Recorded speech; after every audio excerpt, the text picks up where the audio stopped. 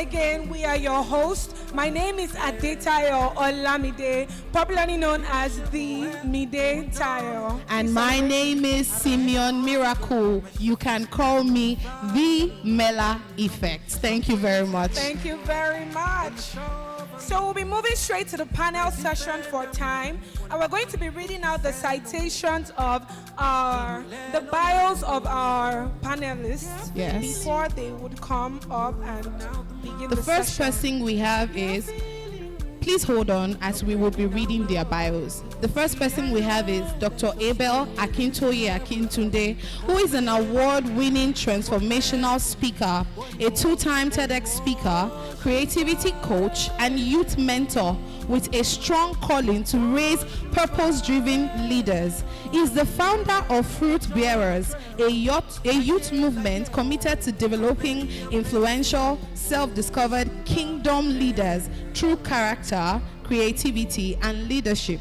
A 5-time sociology lecturer of the year and the 2024 Skilled National Lecturer of the Year. He is also a recipient of the United Nations Environmental Program Grant Award and has earned multiple recognitions across leadership and youth development platforms. He holds a PhD in development sociology from the University of Ibadan and currently serves as the head of sociology program at Bowen University, where he continues to mentor emerging leaders, innovators, and change makers. With a round of applause, put your hands together for Dr. Abel Akintoye Akintunde.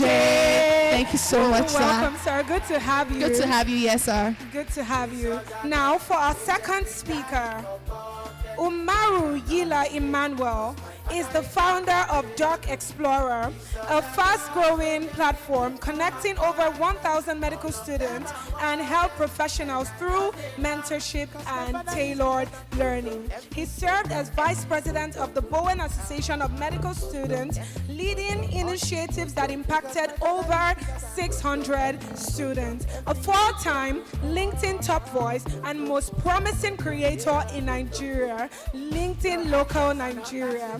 Umaru is recognized for his influence in digital education and youth development. A Millennium Fellow, UN diplomat, and awardee of the MasterCard Transforming Nigeria Youth Project, Lagos Business School. He has also led multiple health outreaches and earned accolades including BAM Site of the Year. He is the author of Everything You Need to Know About LinkedIn for Beginners. So now, with a round of applause, can we welcome to the stage Umaru Yila Emmanuel.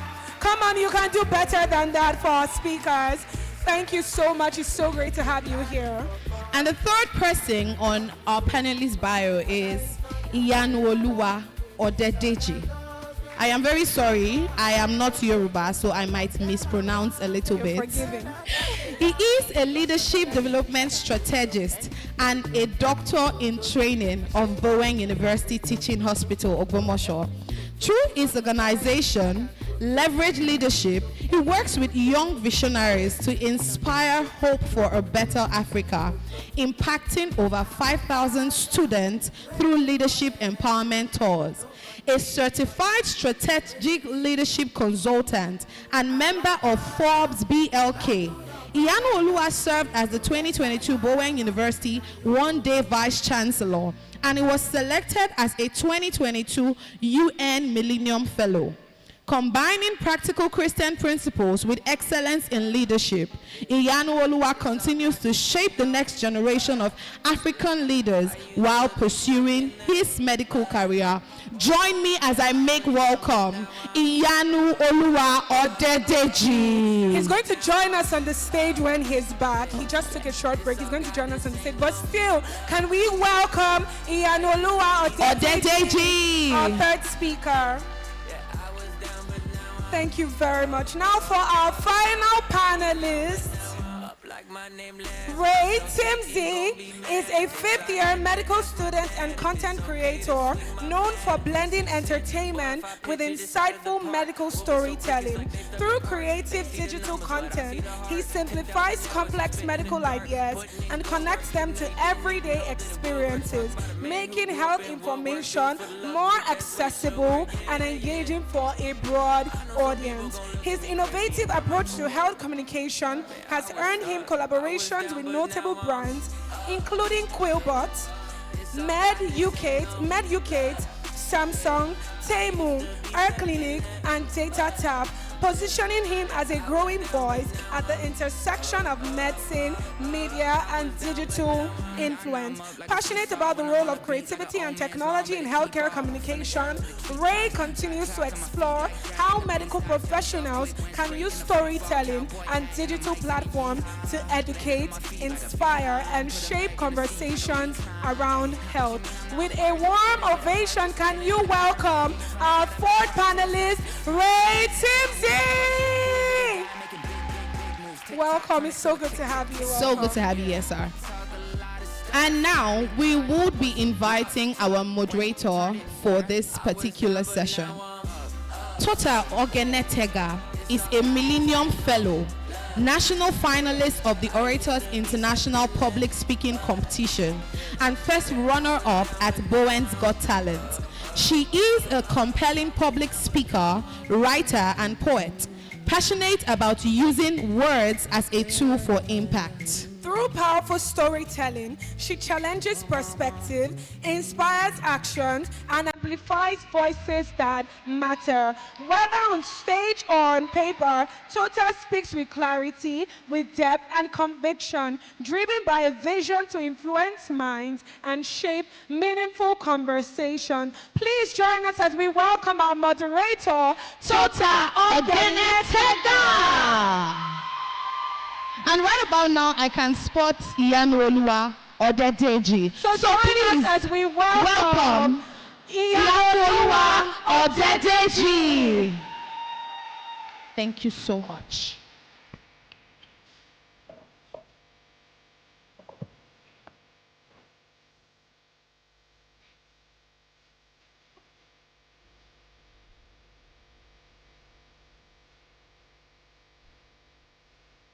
Good afternoon, everyone. I can see that this day might have dragged out a bit, but I can tell you that that is about to change. So we're going into the panel session just right about now. And fun fact about this panel session, if you want to run a proper panel session, you have to send at least a few questions to the panelists to help them to prepare. But then I was like, I wanted this to be natural. I wanted this to come from a place of conviction. So I didn't send any questions to any of the panelists. So you can know that whatever answer they give to us today, you know it's coming from their hearts and it's coming from a place of perception and conviction. Do we understand? All right, so let's go into it without wasting any more of our time. See, many of us were taught to pass exams. Very few of us were taught to discover ourselves. And today, this panel session is just about that.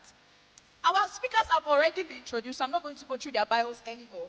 But we are going to round one. This is going to be in 3 round stages, very fast, 10 minutes each for each stage, before we go into a public question and answer session. So during the course of this discussion, if you have any questions you'd like to ask any specific person here, please write them down. Also, if you feel bold enough, I'll be taking 5 people. You will come here, you will take the mic and speak or ask the question you want to ask to any panelist here. Do we understand? All right, so let's go. The first question, I'll be directing this to Dr. Abel. And like I said, this is a conversation, not a question and answer kind of thing. So even if Dr. Abel is talking, and let's say Ray Timsey has something to add, he's going to come in and also give his own insight on that same question. Do we understand? All right, let's go into it.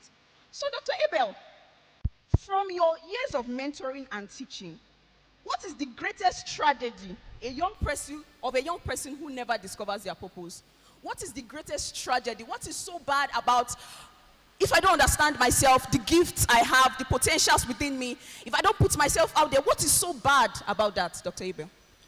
Thank you very much, moderator, for your question, and I celebrate your thoughts and clarity.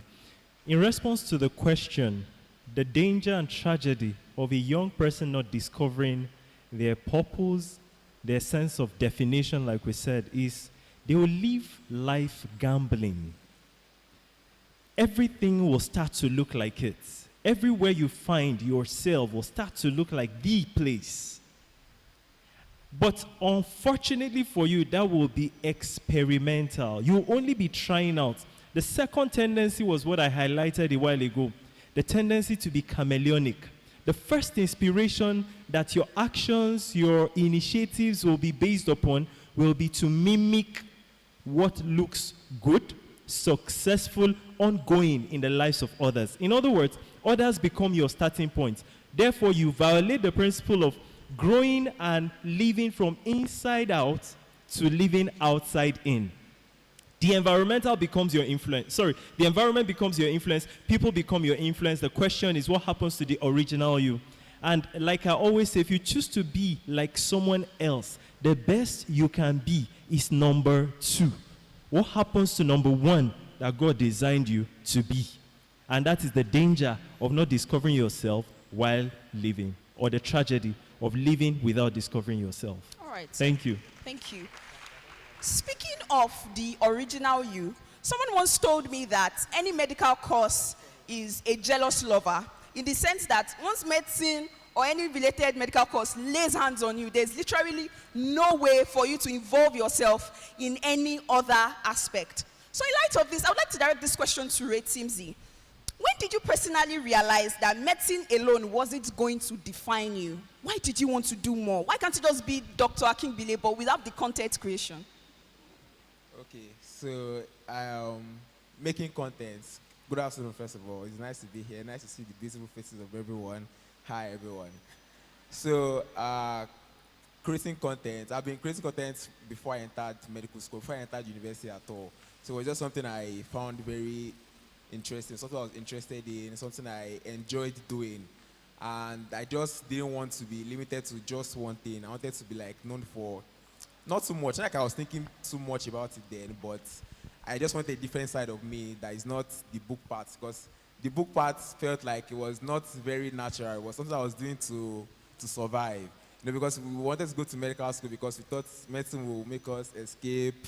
I mean, to build generational wealth. That was the thought there. We now know we were a little bit scammed, but at least that was the thought then. So reading books and trying to pass exams was not like my own natural way of, or it's not what I think God wants me to do in life. So I saw this and I thought, like, okay, it was something I was very interested in, and I just like kept on doing it, and that was how we are here today. All right. Thank you very much. Now, this next question, when it comes to realizing that I can't continue reading books, going to exams, going for posting, I can't live my life in a circle like this, then that is when we have a question of understanding that there is more. And for most people, I think generally most people love to lead. When it comes to standing in a leadership position, most people love to be in charge. They love to be the ones behind the scenes telling people what to do. They love to be the ones to execute things. So in light of this, Iyanu, when did you realize that you weren't just meant to follow a path, but to lead others? Why did you want to lead? Knowing fully well that leaders sometimes bear the biggest bruises. Why did you want to take that position? All right, thank you so much. Thank you so much for being here once again. I think the moment of realization, to be honest, came after positions, to be very honest. I occupied positions initially because I was recommended for them, and then I got the opportunity and I said, yes, I would do them. But it got to a point in the journey whereby I found out that I had to be leading beyond just occupying the positions. All right, so I occupied one position, I had occupied the second one. So in between the second one, or maybe 50% to the second one, I found out that there was more to leadership than just being, for example, the head of the hostel, for example. Now, there's more to leadership than that. So I got to now begin to study more into what I could do with what I had been given, basically. And I found out that there were many people that were attached to what I was doing. So the moment I realized that there were souls, there were destinies attached to it, I found out, what's the word now? That light bulb moment.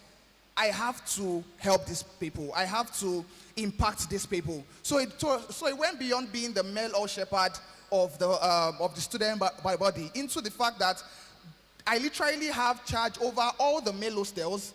And then if God has given you such a position to be in charge of the male hostels, you have over 1,000 boys within your confine of impact, within your circle of influence. There is more you can do. So even if you don't want to be serious, or even if I didn't plan to be serious, that responsibility itself, you understand, brought me to that you have to be serious. And since then, I'd been occupying positions again, but it went beyond occupying positions now, because now I saw leadership as an opportunity to help someone become better. So everyone that came in contact with me, I had just one vision in mind. Can this person become better? And if I don't have what's the word? Now, if I don't have the ability within what I have, within my capacity, I don't have the ability to help this person at this moment, I can refer that, okay, Dr. Abel can help with this. Can I help you call Dr. Abel? And when you meet Dr. Abel, I have helped that person become better. Do you get what I'm saying? So it doesn't have to be you being the direct impact, having the direct impact. Yeah, it doesn't have to be directly you. But when you have this leadership mindset, you would also find out that you don't need a position to also impact someone. So someone can be around you, or someone can be with you, and then if you're thinking of how to help this person become better, you would think of ways that you can help, and it doesn't have to be you. So leadership moves farther away from you the more you understand it. Yes. And purpose also does that too. Thank you so much. But you mentioned something. You said at first it came from a place of you being recommended. Yes. Was this something you knew about that? Or was it conscious? Did you do things because you wanted people to see you and then go ahead to recommend you? Or this just came from a place of this is who you are and you built yourself to that point, even without any ambition, but like under the scenes, people were noticing you and they started recommending you? Yeah, I didn't come to Bowen to be serious. I didn't plan to be serious at all. I know that's opposite of the person you are seeing. I didn't enter Bowen. I resumed Bowen late, but I didn't even when I came to Bowen. The day I came to Bowen, I was planning to go to the other side of Bowen to do, you know what people do there now. So, but I just thought of it that these guys are praying. Yeah, this is my first day. Let me join them and pray. You know, so I can commit the whole year. At least if I start with God, then in the middle exam I'll continue with Him, and then in the end, we thank God. You know how we do it now. But that one session I had with those guys, I found out that, wait, why am I going to the other side? What's going on there? Is it not better to continue in this space? So the point of what I'm saying is that you might not have started with an intention for something, but there is a way purpose connects. There is what scripture says, bearing of witnesses. You bear witness, or there's something within you that bears witness with the fact that you were not made for that other side. You were made for this side. And you know what was fun? These people did not pray more than 10, 15 minutes. We had a lot of art talk as guys, and I knew that this is where I was supposed to be, not the other place. Now, as I got serious with that, basically, people began to commit more onto me. So people began to observe that, okay, like our convener said, they started calling me pastor. I was not a pastor. They started calling me pastor in quotes. Responsibilities began to come around. And guess what? The moment I stayed faithful in one, it bettered another. The moment I stayed faithful. So it seems like there's a progression of reward for faithfulness. Yes. So there is that place of you want it, but there is also the place whereby your heart bears witness with things. So I'm saying this, that on your journey of purpose, like Ray Timsey said earlier, there is a place whereby your heart just connects in a direction. And if your heart bears witness in that thing, and that thing doesn't have to be spectacular, because what I started with was just helping lead devotions in the morning. Are we with me? It was just helping lead devotion in the morning. And because it's a regular thing in my house, we wake up every morning by 6:30 a.m. We do to 7. It was not a big deal. But I also didn't see it as a big deal. So I helped the school to lead devotion every morning. The VC came around one day. Who is that boy leading devotion? He began to expand. He invited me to his office. We began to talk. The point of what I'm saying is, I met a friend outside last week, and the only thing he remembered about me was, this boy that always leads the devotion. I've not led devotion in Bowen for a long time. But he remembered that this boy that always led devotion, this guy at the moment sells cars, one of the top car dealers in Nigeria, and I'm working with him at the moment, all because there was one boy he remembered that always led devotion. So it's not in the big things, the little things also matter. Thank you. Thank you very much. So I would actually like to bring in Mariela's perspective. When did it click that you could position yourself beyond the average student? I mean, like Retimzi mentioned earlier, medicine is supposed to be like a kind of generational wealth. Why did you just stick with the generational wealth that the world was offering you? Why did you decide that I want to make a platform, I want to go bigger? What was that push inside of you? Okay, thank you, Tega. Thank you to everyone that has been listening so far. Well, for me, the initiation of Doc Explorer came from investing in people. And that's basically what our slogan is. As Ray Timsey said, and as you have said so as well, the system is very dysfunctional for healthcare professionals in Nigeria and in most developing nations. So for me, when it clicked was that I normally have interactions with a lot of students, with a lot of healthcare professionals. I think if I'm going to mention my number one skill set, it will be networking. I like having those conversations. So I have conversations with people every time. And one thing that I came to understand was that a lot of people had dreams, a lot of people had ambitions and aspirations, but they do not know how to get to that point. That's one thing that I came to come and understand. One thing about me, I've always been an avid reader. I like to look at the history of people and know how they went from point A to point Z, how they were able to achieve what they achieved. What most of us just see when you look at public figures or entrepreneurs or people, achievers, captains of industries, what you see is the end result, but you don't know the journey that went through. And so I just came to a point where when I discussed with a lot of medical students, they're like, oh, they want to work in WHO, they want to do something with the UN, the USAID, and all of that. And they want to do public health. And I'm like, okay, so what are you currently doing now that you're on the path to that? What shows the trajectory to what you're talking about? And then many people become clueless at that point. So, and well, I had some exposure to an extent, and I learned a lot of things along the way. I became very, very big on LinkedIn, sort of, and so that's when I decided to initiate Doc Explorer. So at the end of the day, the whole essence of Doc Explorer, my platform and my team here, what we do essentially is basically directing people on the right path to get to the end result. Because one thing that we've come to observe is at some point you get, when you don't know how to get to that end point, you become very discouraged. You don't know how. So at the end of the day, what a human being needs is direction. So for me, it was because of purpose. It was because I felt like if we don't do this, then a lot of healthcare professionals are in trouble. Let me tell you the honest truth. The average healthcare professional after school right now is disappointed. That's the reality. How much are they paying? You understand? So, and you have the skill set to make so much money, you have the skill set to make so much impact. The only problem you have is how to get from point A to point B, or how to take your skills to a global level. And so that's basically what I saw and what I felt frustrated about, and I felt like this is something that I have to help with. So yes, that was how I went from what I started to where I am now. All right, thank you. Thank you. Can I please add course, to what he said for the benefit of our listeners too? So I noticed that a popular way of thinking when we're thinking about purpose is seed thinking. By seed thinking, I mean, what do I have? What are my passions? What are my gifts? What are my talents? What are my abilities? When you find it, my question is, so what next? The best we can think of is, okay, I'll serve it out. But there is another kind of thinking, and I want you to take note of this, that he highlighted quite dominantly. I just want to coin it in a word.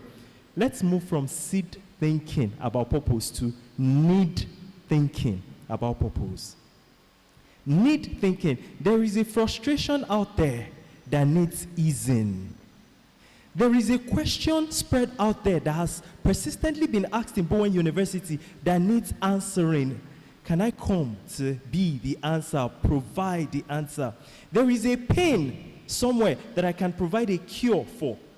So while serving, like Iyanu was saying, I suddenly begin to think from seed to need. What can I do to provide answer to existing questions, exotic questions, appetites? How can I bring solution to frustrations? How can I become a value to vacuum spaces? Need thinking suddenly makes you realize something you never were thinking of. And many times, like Iyanu said, it doesn't even have to be from your seed. There's what I call in my world, in-seeding versus out-seeding. You don't have to in-seed. Many times we stop because we feel, I don't have the gift, You can have someone around that will be recommended to handle it, and you are still in that assignment. All you're doing is you're curating, oversighting, and the rest of them. So, 3 words. Seed, need, feed. There is a need out there. I will either become the seed or provide a seed or find a seed that will meet the need by creating a feed. I summarized a book I have written in those 3 words. Feed, the structure, the initiative, the project, the business, the idea. Need, the problem around. Seed, the value I offer to solve it. The gift I have to solve it. And when we think like this, we move from, I want to find purpose, I want to solve, I want to answer, I want to ease the pain. And suddenly you realize that you don't even have so much to worry about, and then you see yourself running, founding initiatives, and that's the brilliant pathway that led him into what he just discussed. And I found wisdom in it. Thank you very much. All right. Still in that line, Dr. Abel, briefly, very briefly, I would like if you could really go down to the basics, because now we've been using one word recurrently throughout this program, and that is purpose. And I feel like somebody here still doesn't fully get the picture of purpose. Is purpose, should I sit down now and say there is a problem, let me solve it? Is that my purpose? What exactly does purpose entail? Is it skill? Is it ability? Is it potential? Is there a difference between skill and ability and potential? Sir. Skill, ability, potential. You lumped so many questions in one. I was trying to solve that. I met this. All right, let me just say this. We have emphasized, and all the speakers have indirectly emphasized, that there is no one way to purpose. The pathway to purpose is not linear. There are different paths, service, solving, and the rest of them. But then, when you ask me skill, when we talk in fruit bearers, I say skill is a stage of talent. We all come talented, we all come gifted, we all come with abilities, but we don't all come skilled. You move your talent to skill. You move your gift to skill. Refinement is the ladder between talented and skillful.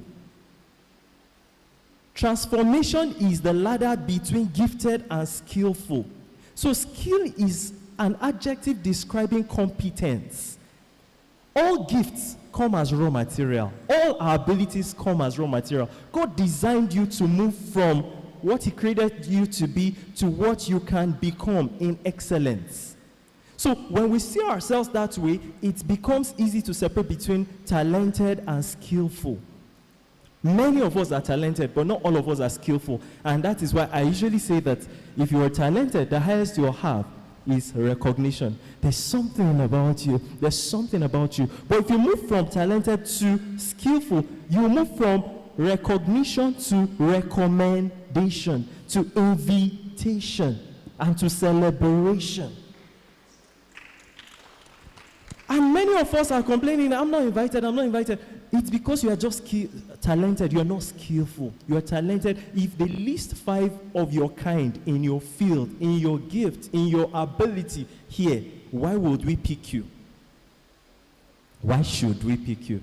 It will not be because you are gifted. It will be because you are skillful. Assignment is what you're created to do. And we don't have it clear out or clearly spelled out. We find it expressing. Let me use these 2 Bible verses to bring clarity to us. Ephesians 2:10, created for good works in advance. Matthew 5:16, let your light so shine that they may see your good works. He didn't create, let me make a very bold statement, and please don't misinterpret me. We are not created to find purpose. We are created to do good works.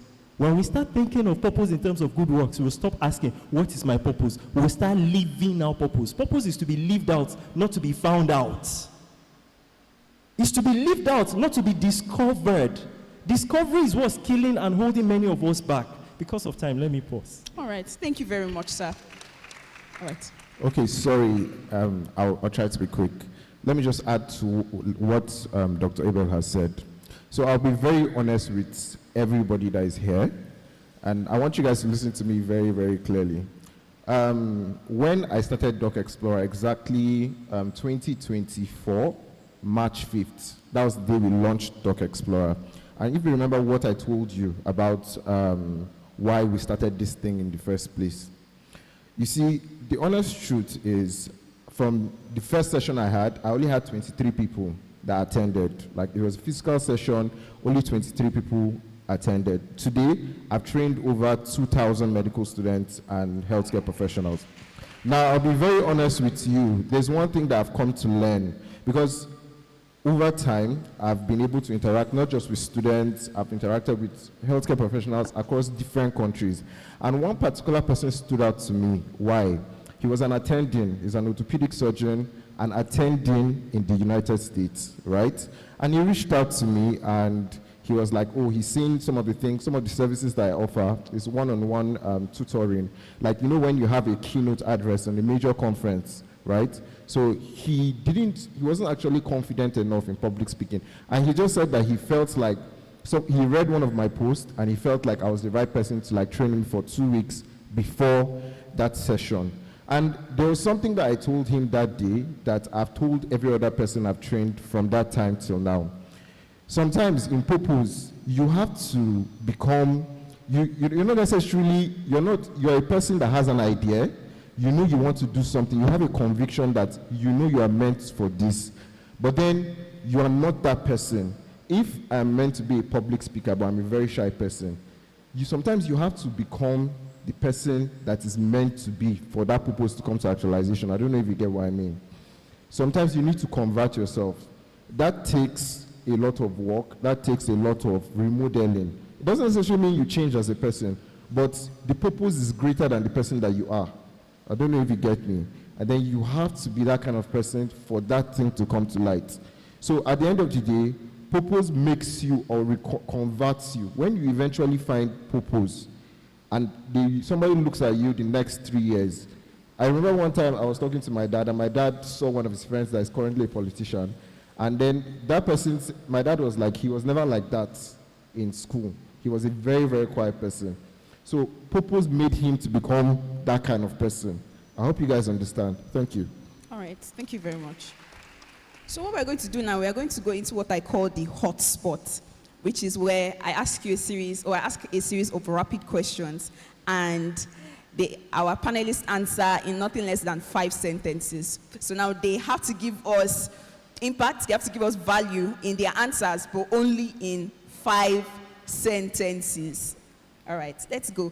First, I would like to direct this question to Ray Timsey. Personally, I'm very intrigued by him. I remember the first time I saw one of his videos online, and it was a medical content. I was like, this is new. How is this man getting people to subscribe? How did you get people to relate? Because it's better to relate to people like maybe Layi, for example. It's easier to relate to other people who are not specific in their content. But you're very specific. You go more into the medical space. How did you find a kind of balanced ground for you to be able to reach people who are not in the medical field? Okay, first of all, I thank you very much for the question. I think because some of the things that we experience in medical school and some of the things I act out in my videos are not necessarily things that only medical students have experienced. I see some videos and I realized that some consultant students' conversation or scenario, they are played out in some ways in which maybe students and supervisors have experienced, something like that. So it's like a general thing, and most people, at least a good number of people that follow me, went to university. So they've experienced it at some point in their life, one way or the other. It might not be directly from medical school, maybe just normal university experience and all that. So I think that's how people relate to what I do, because some of them, not all though, but some of them are fictional, of course. They're not things that I experienced to anybody. They're things that I think maybe can happen. And sometimes they turn out to be true. Sometimes people just say, okay, that's fine. But other ones that I've experienced, that I've played out, I found out that even people that are in the medical space can relate to it and they find it entertaining. So yeah, I just like do stuff that are medical related and hope that people can also relate to it. Thank you very much. So, as a leader, I've come to realize that you cannot give what you don't have. If you want to lead people, it's not enough to have an intention. I heard a quote once that you can be sincerely wrong. Meaning that you're coming from a very sincere place. You really want to help people improve. You really want to help people become the best version of themselves. But where you're coming from is wrong. So now, Iyanu, what internal work did you have to do before you could lead others? What did you have to take a step back from to sit and sort within yourself before you wanted or before you started to lead? All right, thank you so much.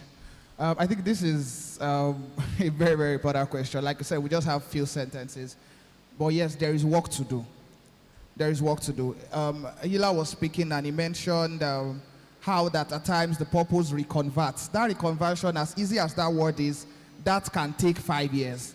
That can take a long period of time. That reconversion could include 6-7 hours of study. That reconversion could include traveling all the way from Gomosho to Lagos to attend a conference. And you know you can stream, but you have to be there. Are we getting it now? There is a lot of work that is put in behind leadership. Behind every leader you see is a chunk load of time invested. Do you understand what I'm saying now? It's one thing to identify a need. There is work in converting that need to become a feed. Are we getting it now? Even the recognition of a need, that might come by maybe your perception that has grown over time as you have also grown.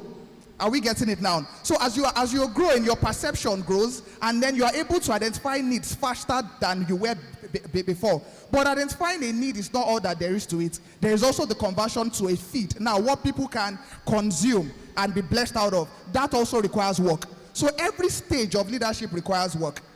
And I think what will happen is I would give maybe 100 copies of my book free a year after this.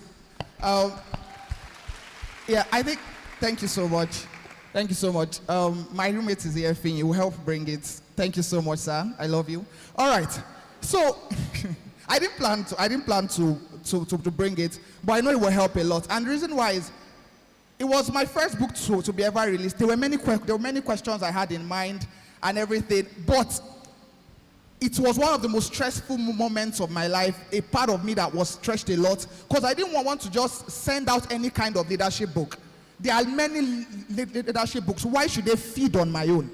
Are we getting it now? There are mentors who have books. There are mentors who have papers around that you could study, but why should they consume mine? What has to be special about my own? That is where the work went in.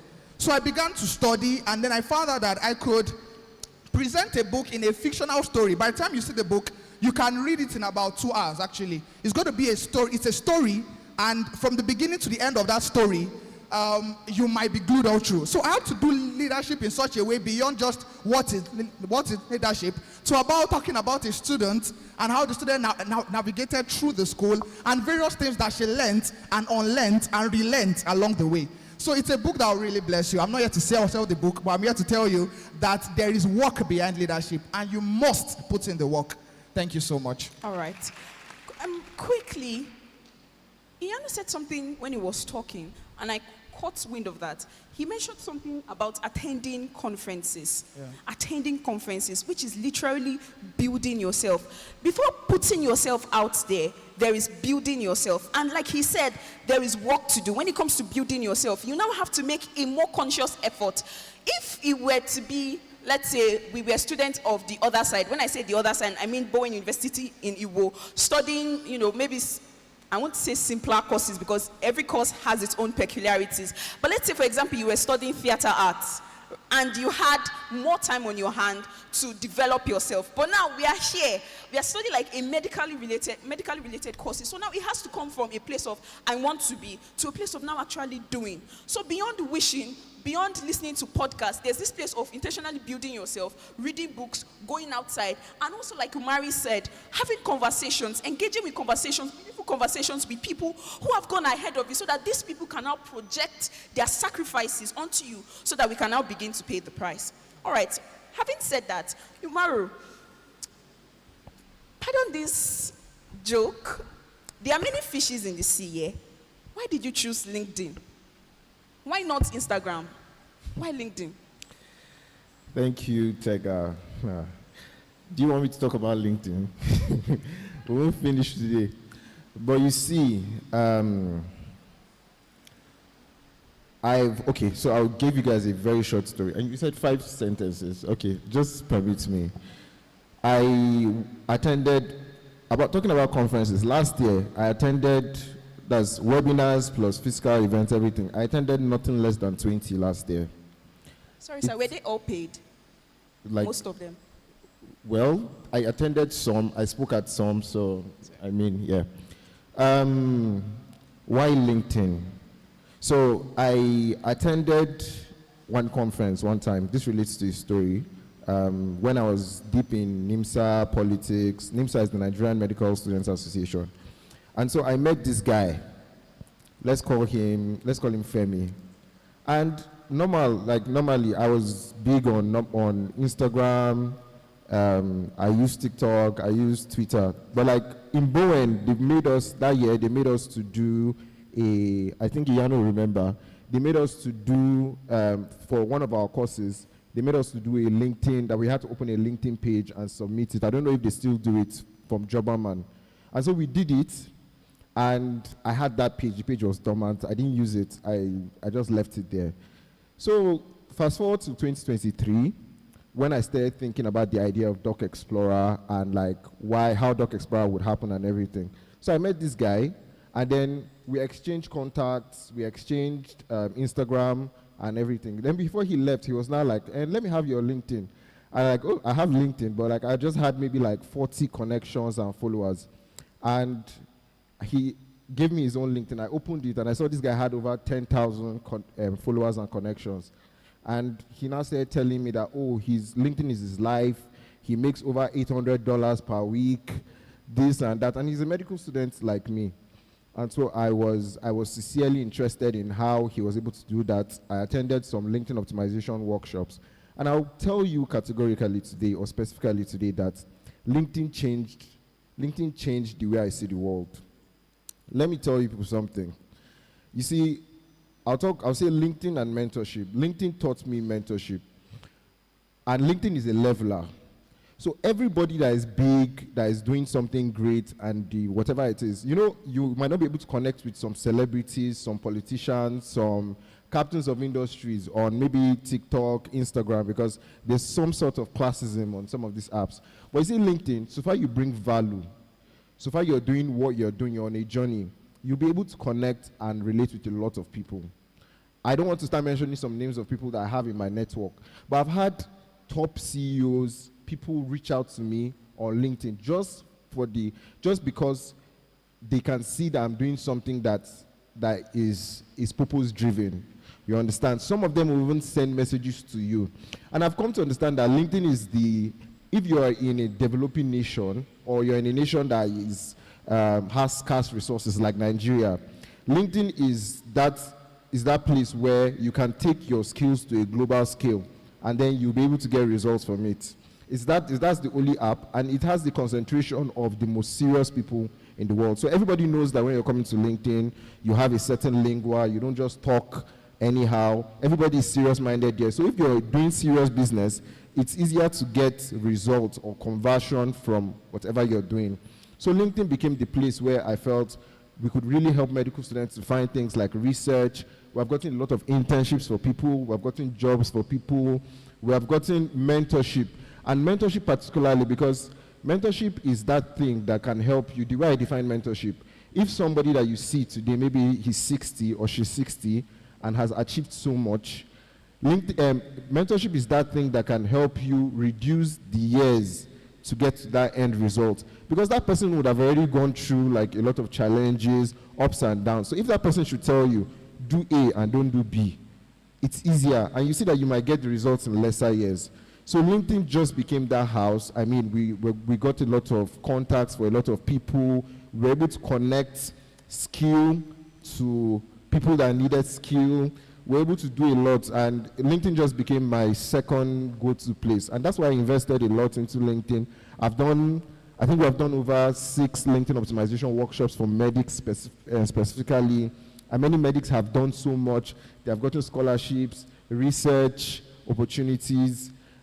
They have gotten in contact with mentors that have really changed their lives. And so LinkedIn just became our go-to. So in Doc Explorer, we have a rule that when you're coming, you will have to like literally go through this LinkedIn optimization workshop, because that's when we introduce you to the world of possibilities, literally. Thank you.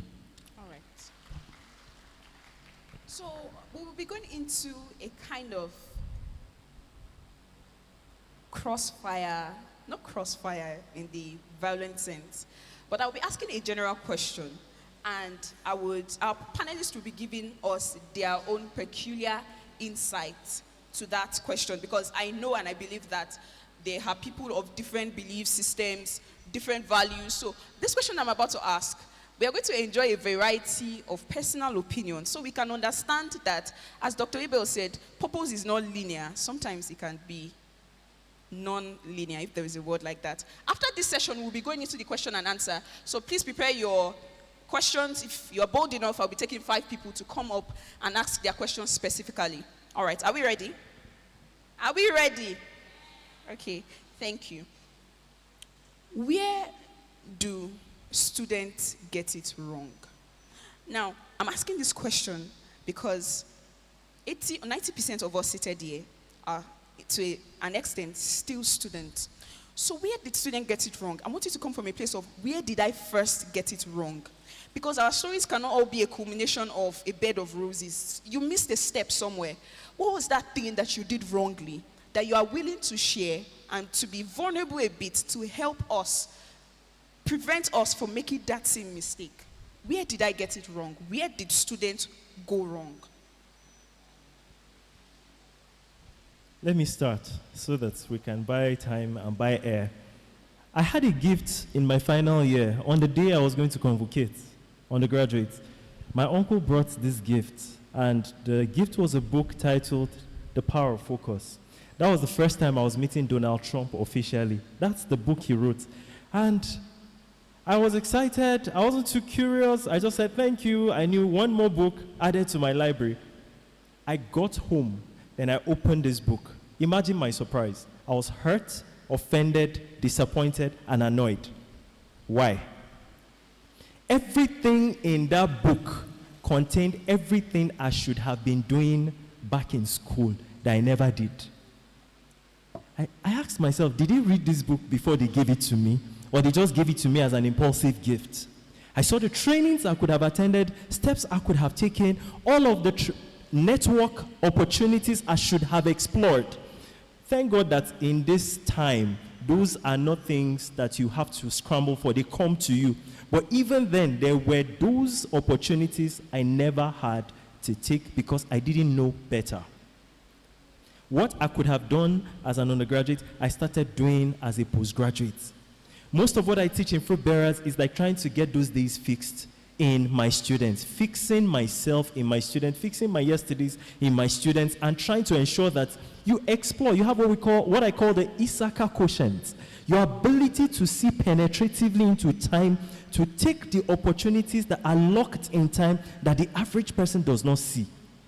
And that was what I saw. And I felt, wow, I should have done better. There is a tendency for each of us to want to be triangular because you feel you know better.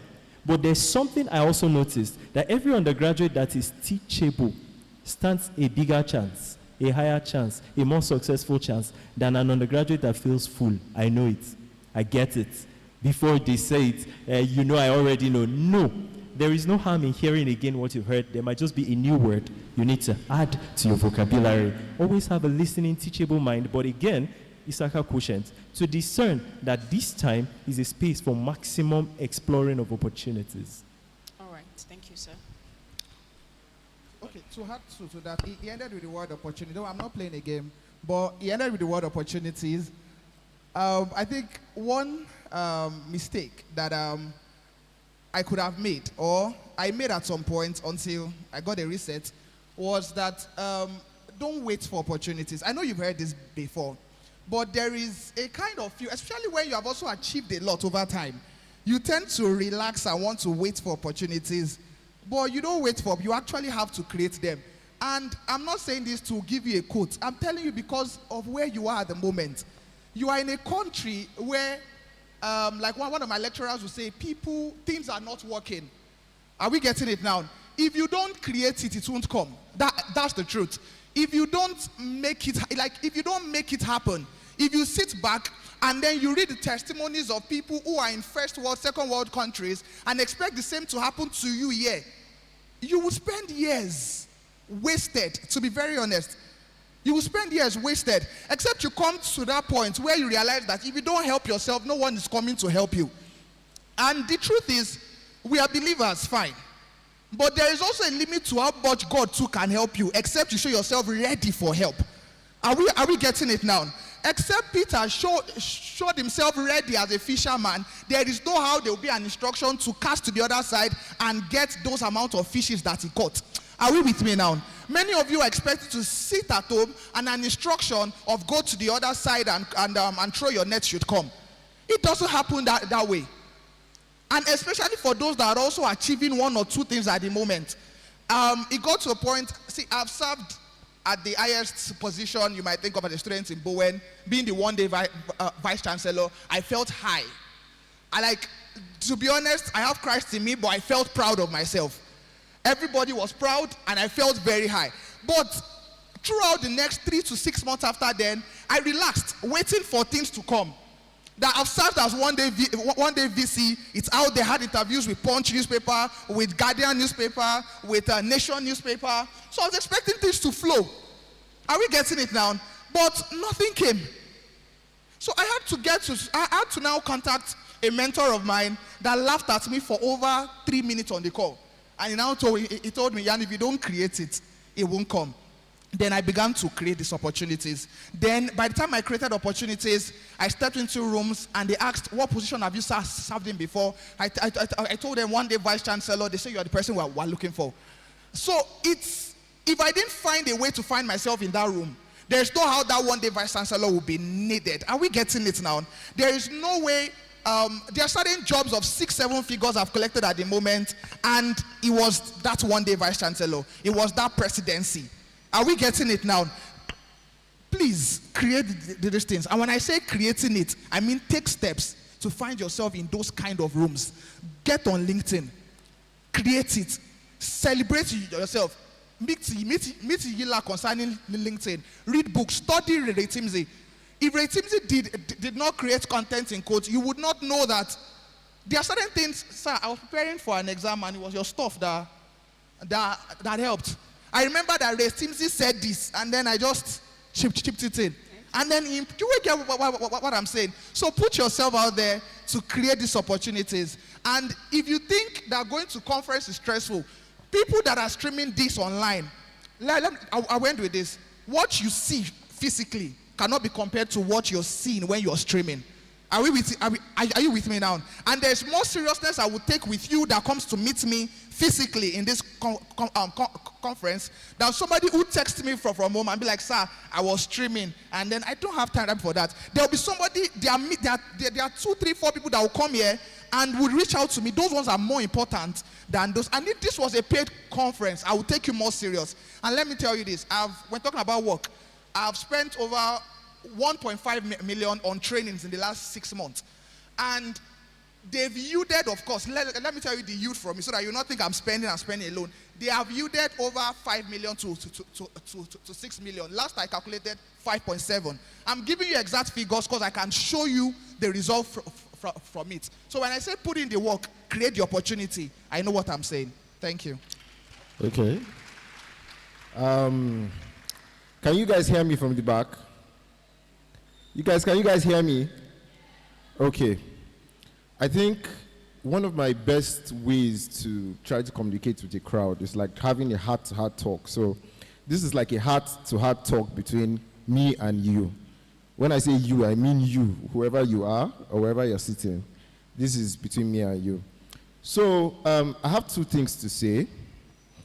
The first one is one thing that I always say during trainings, like when I'm training people, is there's no such thing as after graduation.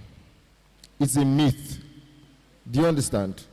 You know, the thing is, the average Nigerian student, not healthcare now, anywhere, they put a timeline for themselves. Our lives have been designed by timelines.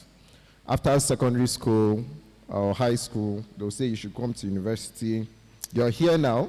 Some people will soon graduate. Some people are thinking that on the day of graduation, now I want you to imagine or picture something. By the time you're wearing your graduation gown, your induction gown, and you're happy, you've collected your certificate, and I'm sure there are many ideas that many people have had in the course of like the years. Do you think that after that graduation day, those things will just magically appear and you just start doing them? Life doesn't work like that. So the first thing I'll tell you is that there's no such thing as after graduation. Have that at the back of your head, that whatever it is, and what I'm saying now is going to lead to the second thing that I want to say. The second thing is failure. Most people don't decide to start that thing today is because they feel like they're going to fail. Let me tell you one of the best skills you can learn as a human being on your time on earth. First of all, remember that you're not here forever. That's one thing. So you don't be scared of falling down, right? So one thing that you should have or should learn as a person is to embrace failure. Put your mind to doing something, but if it doesn't go your way, accept it. It just gives you room to do other things. Take it from me, I failed before, multiple times, on several things, right? But learn how to bounce back. Like immediately you drop, learn how to think, reevaluate, and get back to what you're doing. It's just the way things are meant to be. So 2 things that you should remove from your head today. If you're not going to take anything here from me, today take those 2 things from me. Remove the fear of failure, and then forget about after graduation. If you have something that you want to do, even if you do not start doing it immediately, find mentors that are doing something. Start having those conversations. Do you know that when an idea drops in your head, it is not refined. It needs to go through a lot of beating around, a lot of testing. Do you know how many things we have done in Doc Explorer that have failed? Do you know how many? My team members are here. My team members are here. Do you know how many times I've traveled? I've gone for like nothing less than, in the last 2 years, I've gone for nothing less than 4 pitch competitions. When I say pitch competitions, I passed through stage 1, I passed through stage 2, I got to the last stage, and I didn't make top 3 to win. Some people would think that will be my last one, like I'll give up. But if there's another one that's happening now, even though because I'm quite busy now, there are many things that I'm still registering for towards the end of the year. So failure to me now is just one of those things, and it is necessary. If you do not fail, you can't learn, because all the stages that I failed through have made me a better person. Like I've learned and learned and learned. If you sit down with me today and you're preparing for a pitch competition, I can train you in 1 hour and you most likely get into it. Why? Because I've failed through so many. So I know how many ways not to do it. You understand? I know what to expect. So remove the fear of failure. As a person, be very, very confident in what you're doing. But if it doesn't work out, then that one is not just meant for you. You can go to the next one. I have mentees in Doc Explorer that have failed so many times. Like they'll send you the email, we're so sorry. You know the way the emails go now. We're so sorry you did not get in, but we liked what you did. Try again later. They didn't get in the first time, second time. There was a guy that I had to, he's in Babcock. I had to talk to him and talk to him and talk to him. And then he lost his confidence. He was even planning to leave LinkedIn, but I told him no. Now he got it. You understand? He has not stopped talking about that experience over and over again. So you never know. So just make sure you don't give up and don't be scared of anything. You're not going to live forever. So what are you scared about? Thank you. Thank you very much, Mark. Thank you very much. In fact, can you hear me at the back? Can you hear me at the back? All right, okay, can you hear me now? After listening to the wonderful speakers, I've also learned a lot. And I've also realized where I've gotten it wrong. And one thing everybody said was about creating your opportunities. Don't wait for opportunities to come for you. And it reminds me of when I also started in content creation. Now, if I want to ask, like, how many content creators are in the house now? Do you have any content creator here? Wow, we're all serious people. Okay, just one. But do we have aspiring creators, people that want to start creating content? So now we can see the numbers. So most times, people just want to have everything in order before they start. One thing I've always known is that you don't have to be great to start, but you have to start to be great. So for me, like starting out, the first video I made was very, very random. Like I just had my phone, Technospark 3, then I just recorded the video with my selfie camera because the camera was not very good and all that. So I saw a video that was, let me tell you the joke. He said, it was a guy from Miami Spredo. He said, if a bee should land on my head.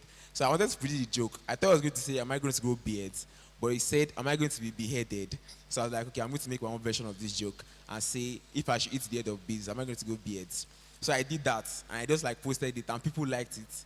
So I didn't wait for everything to be in order, or when I even started medical content, the first video I made about medical school that went viral, it was just something I experienced in MDCN, the simulation stuff. Normally, people would have been thinking, oh, you should have a camera, maybe have like hospital setting and all that. But no, I just did it in my room. Like I used what I had at the moment. I didn't just have everything like, okay, I didn't even have ring lights. I was using like maybe iPhone XR or something then. And I just like made the video, and that was like the beginning of everything. So, and one other thing they talked about was don't let failure let you down. Don't let it like bring you down. Because success is not final and failure is not fatal. It's the courage to continue that counts. So I hope you've been inspired by this video. Thank you very much. Thank you very much, Dr. Akimbili. And is Dr. Akimbili a fictional character, or it is you? Are you Dr. Akimbili? Yes, well, I will be Dr. Akimbili when I graduate.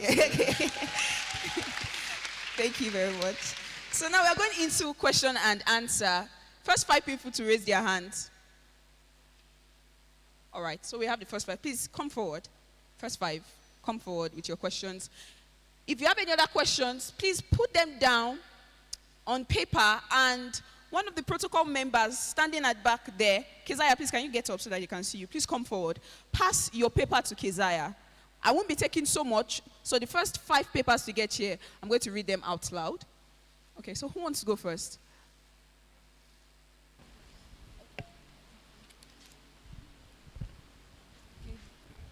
This is to Sir Iyanu. Is leadership something you go into, or does it find you whether you are ready or not? Yes, or is something you go into?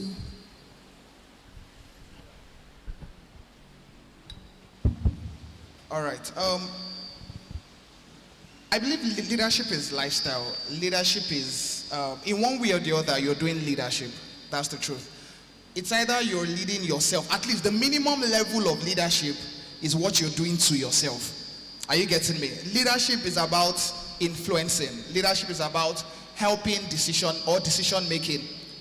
And like I said earlier, the minimal form of leadership is what you're doing to yourself, the decisions that you're making, the influences that you are allowing into your life. Are we getting it now? So in one way or the other, you are doing leadership. And I want to believe that the context of leadership you're talking about now goes into the positional form, right? Or where you become a global leader, in quotes. Now, the point of this is, if you have not been effective in making the right decisions concerning your life, there's no how you can become such. Now, so what I would say is that leadership is more of a progressive journey, in quotes. So there is no point there is no point whereby you would say you're done leading. And there is no point also where you can also say, I started per se. Because from your young age, you made decisions. For some boys here, you were good at convincing people to join you on the field to play football every 4 p.m. That's leadership. Are we getting the point I'm trying to make? What just happens over time is that the more you grow, the more it begins to extend and expand. And then you see yourself being leading, or basically leading 10 people, 20 people, and then they become a reflection of your own leadership.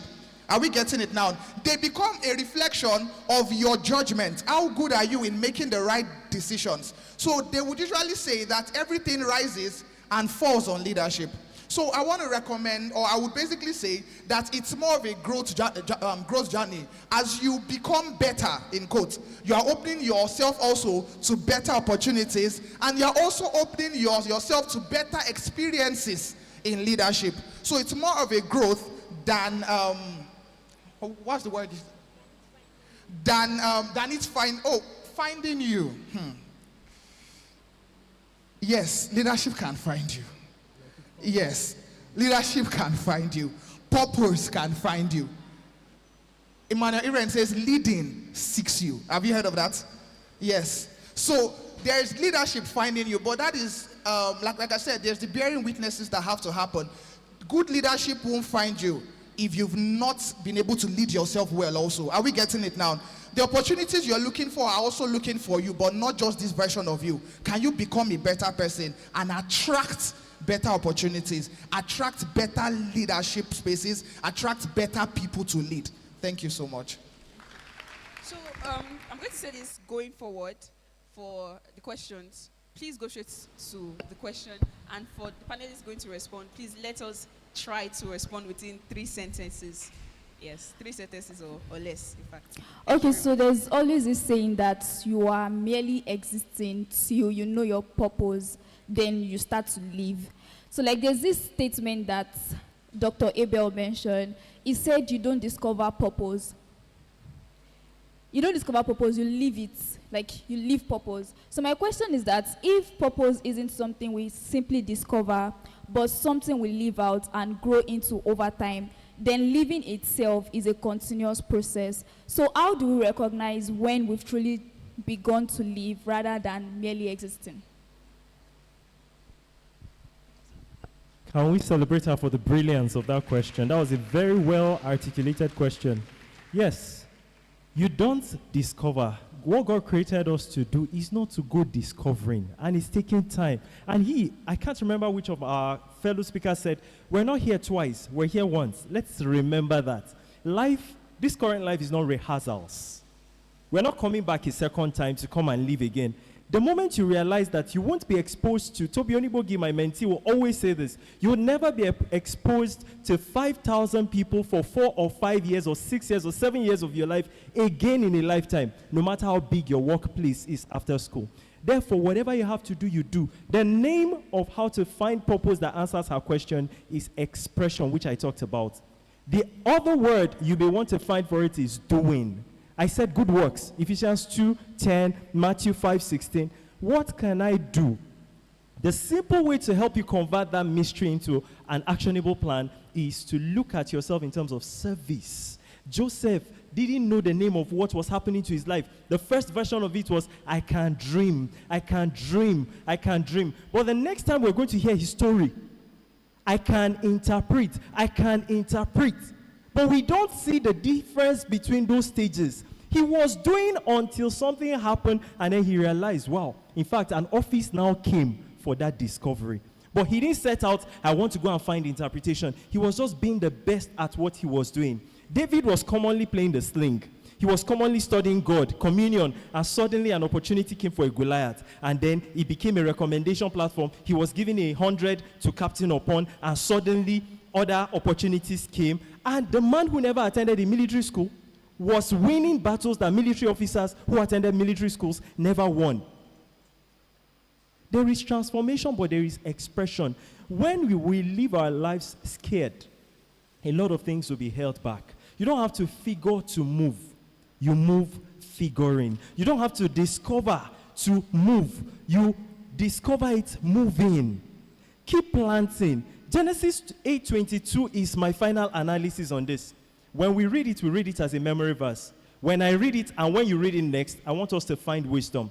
Genesis 8:22 says, as long as earth remains, there will always be what? Seed time and harvest. Summer, winter, day and night, heat and cold. I stick with the first to explain something.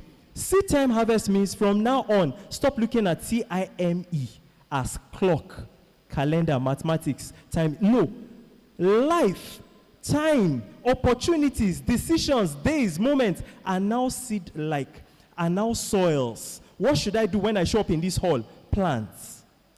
And I'll ask myself, how do I plant? Find value. Find where I can touch lives, change lives, help lives, solve problems, add value. And before you know it, one day someone will tell you, do you realize you are doing this very well?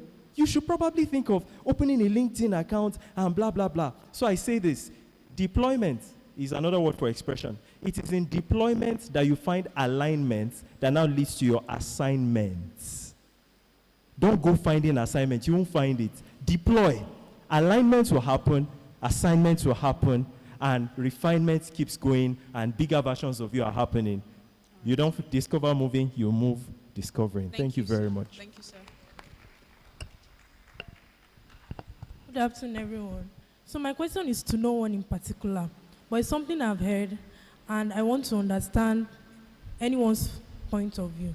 So there's career, there's purpose, and there's financial liberty. And someone will say, passion, those 4 words. Passion, purpose, financial liberty, and career. Thank you. Now someone will say, do what pays your bills. That is where career comes into. Now I have passion. I want to do this. There's purpose. How does these 4 things align? How do they work together? What do I do to be able to ensure that in whatever I'm doing, I am financially stable or I'm financially free? Thank you. Can you guys hear me? Okay.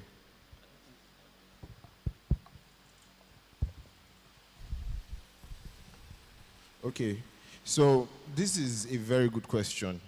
This is a very, very good question. And the reason why I feel like I can answer is because I had a similar conversation, very long conversation last week that has to do with this. Now, let's start with passion, right? We're all here in med school. We're passionate, right? But we know the reality of healthcare in Nigeria.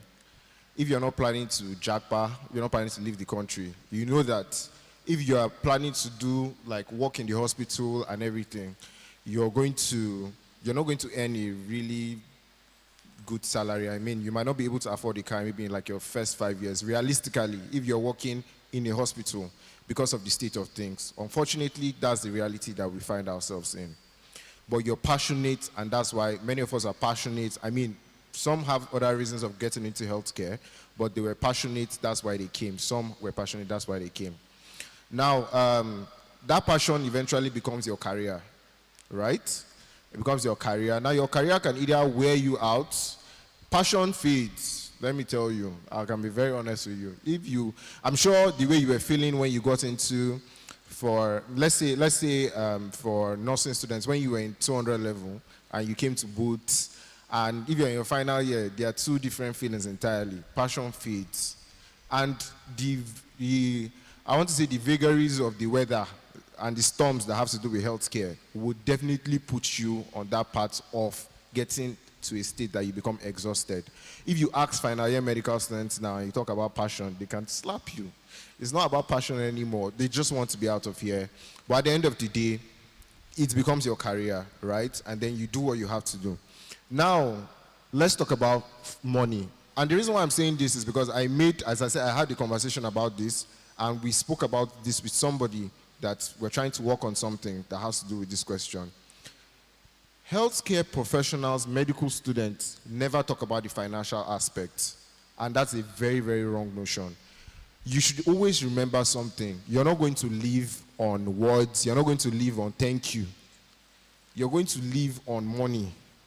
Money is very, very important. So whatever you're doing with your time, your skills, your passion, you learn how to enterprise it. You learn how to monetize it. Just when I was sitting here, because I have a book too that I wrote in 2024 on LinkedIn. LinkedIn, everything you need to know about LinkedIn for beginners.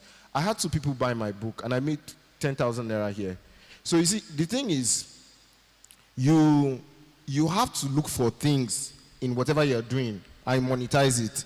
We have a culture in Nigeria, and people say capitalism is bad, but it's not really bad. You're selling your skill. We don't have a time, they don't pay you per hour in Nigeria. We're not time conscious in this country. That's the honest truth. If you work with professionals abroad and everything, you don't waste anybody's time. If you waste time, they'll minus from your money. You understand? If you use service per time services on the internet, something like Preply. I've tutored on Preply before. I've taught medical English before on Preply to Europeans that can't speak English. If you waste time, they'll minus your money. You understand? So we're not time conscious, and it really reflects in our culture, African time. When you put a time assigned for, like now, I'm leaving this program by 3 because I have another program to attend to. You understand?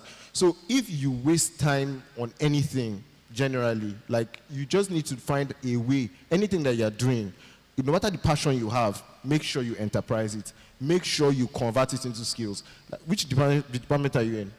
You're nursing. Let me just give you an instance now. You can become a digital nurse, right? You can be doing your normal nursing in practice. You're passionate about it. But because you're not paid well, it basically affects your passion, and your passion indirectly or directly affects your career.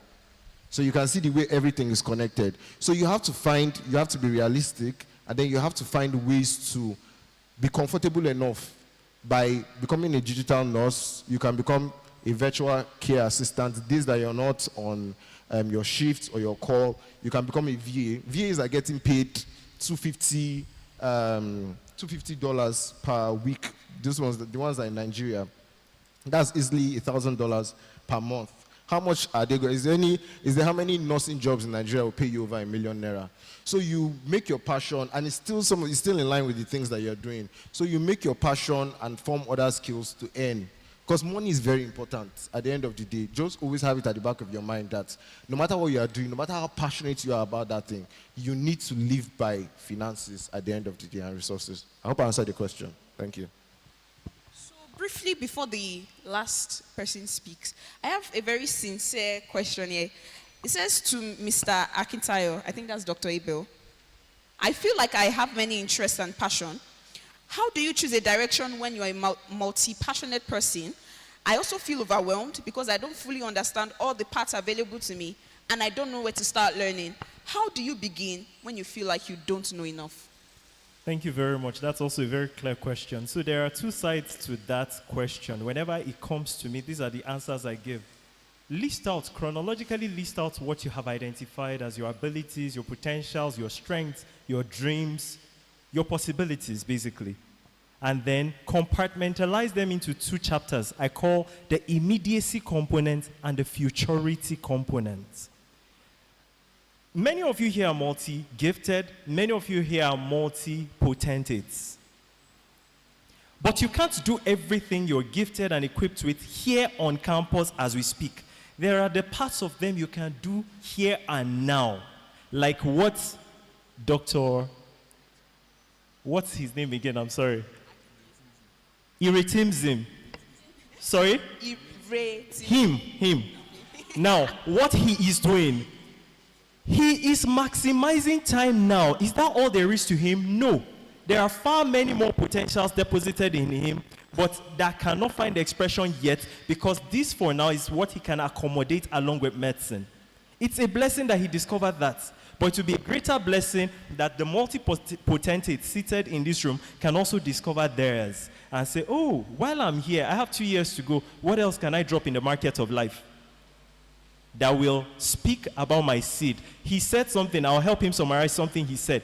Productize your ideas so that it becomes a commodity. Everything you have is a raw material. Productize. Whatever version of it it's going to take, productize. And I've seen a lot of students on Iwo campus who are doing a lot of that today. And it inspires me when I see young people dexterously living their lives. God bless you. Right. Thank you. Thank you, sir. Briefly. Good afternoon, everyone. So I have 2 questions, and it's not directed to anyone particularly. So my question is, how do I want to actually do purpose? Because I could come for this program today, and then come Monday morning, I'm just like, life goes on. So like, how do I get to a point where it's like, okay, I do have the desire to actually want to do purpose? Or am I stuck in an abyss till the desire actually comes? That's my first question. My second question is, could someone start a journey of doing or fulfilling, quote and unquote, and then discover along the way that they have been on the wrong path all along? So if somebody gets to that point, what happens? Do you backtrack? Do you jump out of the road? Okay, so first question is about desire. How do I move from a place of desire, desiring purpose, to actually going into it? No, how do I actually even get the desire to want to do it? Okay, desire to want to. Then second question. Then the second question is, what happens if I've been on a path and then I discover along the way that it hasn't been where I was supposed to be? That I have been on the wrong path all along. Okay. So yeah, briefly. All right. Okay, can we hear me? All right. I think there is something called dissatisfaction. Yes. For the context, for this topic of purpose, in quotes, you might not have connected it to purpose, but there are times whereby, or you consistently get dissatisfied with things. Are we getting it down? Dissatisfaction is a seed to create a need. Yes. So your ability to recognize that whatever you are not satisfied about is a platform for you to add, is a platform for you to modify. That your addition, that your modification is purpose. I know when we think of purpose, we think of it as a very one special thing, one goal that appears, and then when that goal, no. Your ability to be dissatisfied with lack and poverty, and then creating a system for how people can become better financially is purpose. Are you with me now? Your step in taking a course with Ibukun Awoshika of 250,000 is purpose. Are you with me? Yes. So there is dissatisfaction, and dissatisfaction will always come, especially you are in this country. Are you getting me? Don't waste your rantings. Are you getting? If you are not using it to create content and make money, use it to do something. Even those that use it to create content and make money, they are making, Retimzi is making money. Oh. Retimzi is... All right, Retimzi said I should not cast this thing. But they are making money. All from him seeing a dissatisfying system. Are we getting it now? Do you know that I attend some word rounds, and then ideas come to mind, and I'm like, if Retimzi catch this idea, this thing that just happened right now, if Retimzi should catch it. Are we getting it now? But me too, I've attempted this content creation, it did not work, and I pulled back. Are you with me now? So, the best I can do with mine is to convert it into one of my leadership storybooks. Are we getting it? I will still use it. Are you getting me? It's an idea I've written down, but mine cannot be converted into a comical skit. Are you getting me? But mine can be converted into a leadership book that I'll use and make millions and millions later. Are you getting me now? So your dissatisfaction is a seed that can help you identify a need, that can help you walk in purpose. Did I answer that first question? So don't waste your dissatisfaction. Don't waste your ranting. Those your roommate conversations, don't waste it. Those your social media, don't waste it. You can use it. It's important for purpose. Now, can you pull back when you see it's not working? Yes. There are many things that I've pulled back. I've tried web design, I've pulled back. So there are many things I've tried. And there are many things I'm still trying. Are you getting me now? I've tried web design. It didn't work. I pulled back. Not necessarily even because it didn't work. It just didn't work. I don't know how to explain it. It didn't just work. I tried graphics. It didn't just work. I tried content creation, I said earlier. I don't look good on that thing. I tried, what else did I try? I've tried so many. I've tried cooking too. Cooking, that one, I felt as if I grew so much with my mom in the kitchen because I'm a mommy boy. Grew so much with my mommy, there's no recipe I don't know and everything. But I found out I didn't just taste like it. So, let me pull back. Are we getting it now? But my pulling back did not mean I pulled back and then I became useless in quotes. It's a reminder that there's something else. Are you getting me? Yeah, so it's a reminder that you are good at writing. I can write in 2 weeks. I can write, see, writing, I can sit here, and I just need to be talking the way I'm talking to you guys like this, and I'm writing. And I write, and I get to about 75 pages. I do it, and that time a book is ready. I was telling someone I have 7 books already that are ready to, because I write a lot, because a lot of things just go through my mind, because I like to talk. And I don't get opportunities to talk everywhere, because I can't even talk everywhere. So what do? Right. So I keep writing. Some don't even have names. Some just, this consultant made me annoyed, and I begin to write. Are you getting it now? It's what we go through. I just write. So you just keep writing, and thank God I got a phone that could get space to write. So write. Are you getting it now? So there's something I also learned recently. I'm also into financial analysis. He mentioned crypto. There are many times where you feel like pulling back also. I'm saying this because the crypto journey and forex journey is not an easy one. There are days whereby losses will make you feel like pulling back, but there are some things you can't pull back from. You have gained too much, and there are too much destinies. You have seen money. Are we getting it down? You have made 2 billion on some days. When you lose 500k rentisi, will you pull back? No. That 500k will hurt you, but you go again. Are you getting it now? So there are things that you don't have to pull back. You just need to learn more. Are you getting me now? And that's the way that one is. But there are some that if it's not working, it's okay. Rest. Thank you. Thank you very much. Please, a round of applause, audience. I think that answers and settles all the questions, so please go back to your seat. So briefly. Don't worry. Sorry. I won't say more than 10 seconds. Sometimes you don't even have to pull back. Experiment. Convert. Techniques can be switched and swapped, and you get different results. Techniques can be switched and swapped, and you get different results. But many times we don't have the staying power to wait for our seeds to become fruits. I planted on a loamy soil, it grew, therefore it's mine. I planted on a silty soil, doesn't mean the seed is bad. Switch soils. Soils are techniques, methods, strategies. And many of us that are feeling tired and disaligned, it's because of soil and method. Try out another, and then you get a new result. Thank you. Okay. In line with crypto and all, there's a question here that says, everybody's emphasizing tech, AI, and digital skill as the future. But I'm naturally more drawn to business. That's like physical business, selling and buying. How can I balance following my passion for business with the pressure to go into tech, especially in a tech market that already feels saturated? How can I be me when the world is saying, be someone else? There's no such thing as oversaturation. Let me tell you.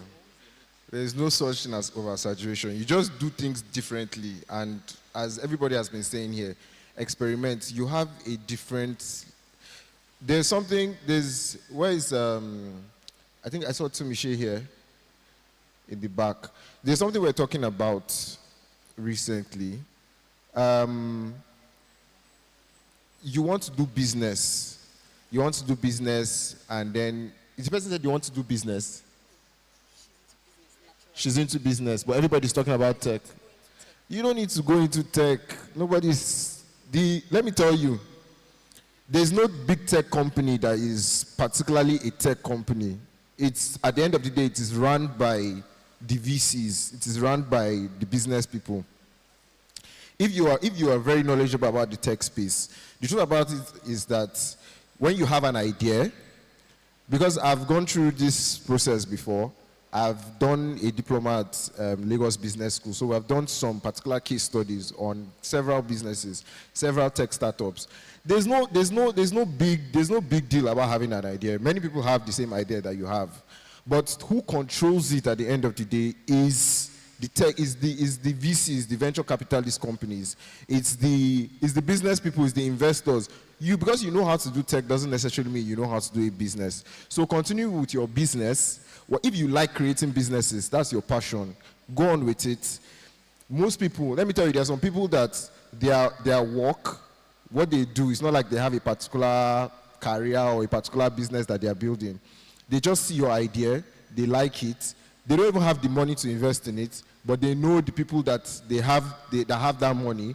They come, they run your company for you, maybe 2 years, 3 years, and they advise you to sell off the money and both of you make profits. And they have done more than 20 in their lifetime and they have retired. Simple. It's us that really like, career people like hard life. That's the honest truth. So don't be pressured into going into any tech space or anything. There's really nothing about the tech space in essence. There are many things that you can go into. That business that you like building, continue becoming an entrepreneur, get an MBA, right? Go to business school. Yes, forget MBA, in fact. Go to business schools, right? When you go to business schools, you learn more about the businesses, and then you even find yourself in a position where you network with people that have the real money, that can actually invest in whatever tech startup anybody is forming they have at the end of the day. But any day that you have an idea, feel free to work on it. As Dr. Abel said, experiment. I'll keep on saying, this life is only one. You're not going to be here twice. It's not a game that you can start again. Anything that you're feeling, me and him just had a short conversation now. Don't imagine yourself at 80 on a bed, and then you now think back, in 2026, I had this idea, I wish I did. You're not telling your grandchildren that you had this idea. Imagine. So anything that is in your head, try it. At least you tried it, you failed, and then you forgot about it, like we've been saying. Thank you. Yeah, and just to add to what he said, you need to know that there's no like one way to success or one way to you don't need to do something just because people say, okay, this is what is going on right now. Like Steve Jobs said, the only way to be truly satisfied is to do what you believe is great work. And the only way to do great work is to love what you do. So if business is what you love, you just have to stick to doing business. I remember that when this old tech stuff, so I was also affected by it at some point when I was in my part-time, when I resumed clinical school. I just wanted to, because people were doing tech, we had the data scientist in my class, he was making money, and I wanted to make money too, of course. So I met him, he gave me Python codes, I read Python, I tried to code and everything. It was not just going. I just knew that coding was not for me. I did it for a long time, and I'll meet him, he'll give me assignments, and I'll not be able to solve it. So I just knew that was not my way, and lucky for me, I was able to stumble on the content to shoot, and that was just it. So a different part. So you don't need to just stick to something because, okay, tech is working. I should not say to you today, I'm learning tech. I should not have been learning tech for 2 years, and I've not made anything, stuff like that. So no, just do what you like and what you love, yeah. So. All right, thank you very much. A round of applause, please. Okay, so we have 3 questions here, and because of time, I'm going to read them fast together. And one of our panelists is going to give us answers to them. So I'm reading the 3 questions as one. I'm not taking them individually. For Dr. Yila, please, when is the next LinkedIn development training at Doc Explorer? And is there a space for mentorship from any of the panelists? So, sir, next LinkedIn development training. Okay, so it's called LinkedIn Optimization Course for Medics. I think we should have already the ones that I stored, but the next one is coming up in June, right? That's the next LinkedIn Optimization workshop. And for mentorship, yeah, especially in the healthcare space, I can definitely be a mentor to anybody. All right, thank you, sir. Yeah, for mentorship, I think you can just see Sheon Fumi, yeah. So you can just, so if you want me to help, you have a question, or if you get the book, you can just submit your name with Sheon Fumi. Yeah. So those that get the book, please just submit your name with Sheon Fumi. I would compile the names, maybe compile a session or 2, even in the midst of this exam drama. I'll create 1 hour or 2. It won't bite, don't worry. You can combine a lot of things. You that don't rate yourself. But that was a story for another day. I'll create 1 to 2 hours for us to have that session. So please just reach out to Sheon Fumi and register. Thank you. Okay, sorry. If you want to, for the optimization, before that optimization, you can get my book actually. LinkedIn, everything you need to know about it. I don't think you can send it to the group. Okay, so they'll send the link to get the book on the attendees group, yeah. Now, what is the best way to network with people without it sounding like you are trying to pry into their lives? How do you network with people without it sounding like you are trying to peep into their private lives? Don't go asking for the opportunities. Ask for service. Ask to serve. He just offered, let me help market opportunities for you guys now. He just talked about a training. Instead of asking for a slot to get trained, ask, how can I help you record your training? That's a possible gate with plenty other gates. Grace Falomo is the example I'll just give. After our fruit bearers on 7, making yourself valuable, she met Vusit and Bekwayo, and they went for the training, and she came back to give me this testimony. I'm sure she's somewhere here or she has stepped out. She said everybody was queuing to speak with him, and the bouncers were bouncing them out. And then she went in, she held a souvenir already, preparatory to meeting him. And while others were trying to queue, she just handed it over and wanted to go. Said, come, I'll give you a special time. And then he gave her his email. I'm sure she never said this out. Different ways you can approach. Don't go farming, go solving, go answering, go adding value. Thank you. So I feel this question has been answered already. If you find it hard to identify what you love or like, and you don't know what to start, what should you do? What should you do? If you find it hard to identify what you love or like, and you don't know when to start doing, what should you do? I don't know what I like. I don't know how to start.